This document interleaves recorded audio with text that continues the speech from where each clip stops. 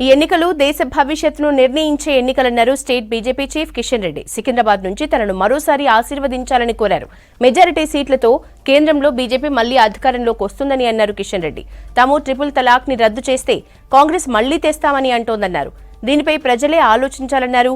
సికింద్రాబాద్ నియోజకవర్గంలో నిర్వహించిన జీప్ యాత్రలో పాల్గొన్నారు కిషన్ రెడ్డి.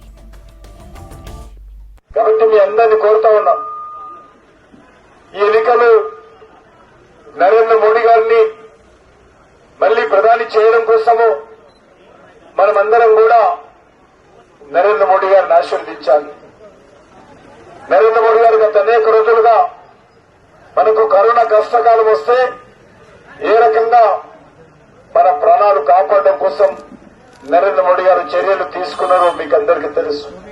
ఈరోజు డిఫాల్ట్ లేకుండా ఉన్నటువంటి పొదుపు సంఘాలన్నిటికీ 20 లక్షల రూపాయలు ఇస్తున్న విషయాన్ని కూడా ఈ సందర్భంగా మనవి చేస్తున్నాను.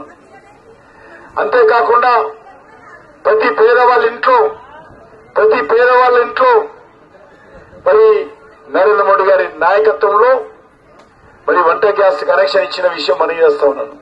మీకు అందరూ తెలుసు, చట్టసభల్లో మరి మహిళలకు 33% రిజర్వేషన్ తీసుకొచ్చాడు.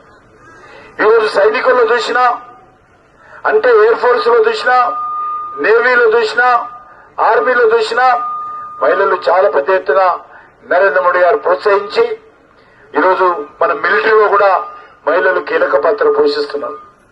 నరేంద్ర మోడీ గారు నిర్ణయించారు, మరి ఈరోజు 720 కోట్ల రూపాయలతో మన సికింద్రాబాద్ రైల్వే స్టేషన్ ను మళ్లీ మనం పునరుద్ధరిస్తున్నాం.